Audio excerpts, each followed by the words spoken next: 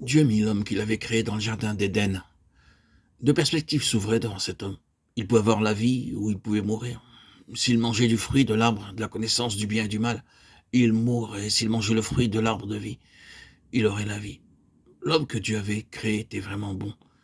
Mais cependant la question de la vie ou de la mort demeurait posée. L'homme était capable de réfléchir, de se mouvoir, mais il n'avait pas la vie. Nous n'entendons pas par là qu'il n'était pas vivant, car selon les normes de la vie naturelle de l'homme, il était bien vivant. Dans Genèse 2,7, nous avons pu lire que l'homme devint une âme vivante.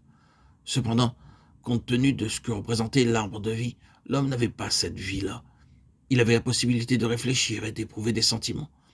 Ce sont les principales fonctions de l'âme. Toutefois, il n'avait pas la vie qui était typifiée par l'arbre de vie.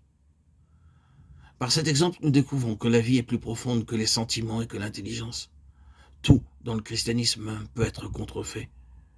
Une fausse repentance, une fausse conversion, un faux zèle, un faux amour. On peut aussi contrefaire l'activité du Saint-Esprit, même contrefaire la vie. Combien de chrétiens considèrent que les bons sentiments sont la vie? Ils estiment qu'une atmosphère chaleureuse et qu'une voix puissante sont pleines de vie. Ils ne peuvent pas faire la distinction entre la vie et les sentiments, ne sachant pas que la première chose est plus profonde que la seconde.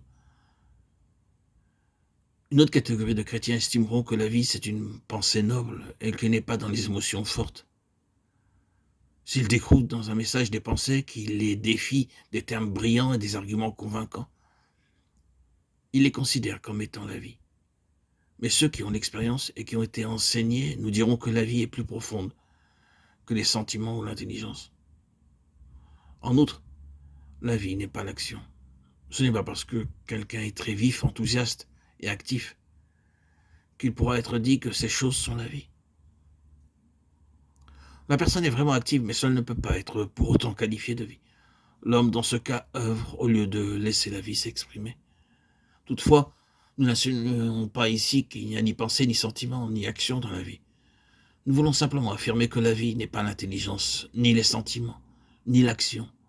Vous pouvez entendre la même bonne parole, cependant, dans une personne, vous sentez la vie, tandis que l'autre n'exprime que des pensées.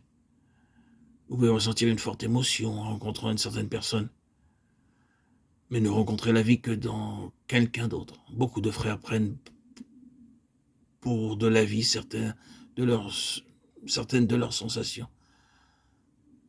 Mais ceux qui ont appris savent bien qu'il n'en est pas ainsi. Beaucoup considèrent que certaines pensées en eux sont la vie, mais les croyants expérimentés pourront dire qu'il n'y a aucune vie en cela. Deux frères peuvent partager le même point de vue et interpréter un passage de la même manière, mais cependant, pour des chrétiens expérimentés, il y a toute une différence entre ces deux frères. L'un d'eux n'a seulement que la pensée, tandis que l'autre exprime la vie aussi bien que la pensée.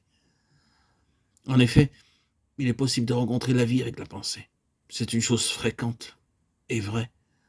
Pourtant, nous n'entrons pas en contact avec la vie par le seul contact avec une pensée.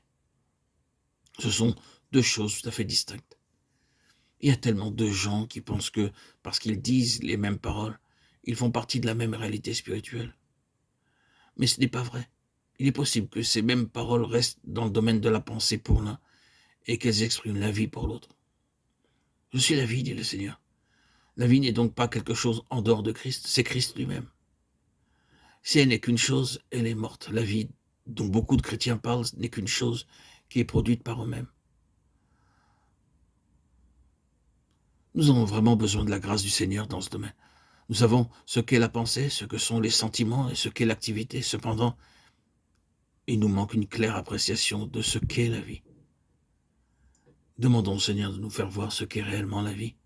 Et un jour, lorsque cette révélation nous sera accordée, nous connaîtrons tout naturellement ce qu'est cette vie. Et alors, nous pourrons toucher le Seigneur.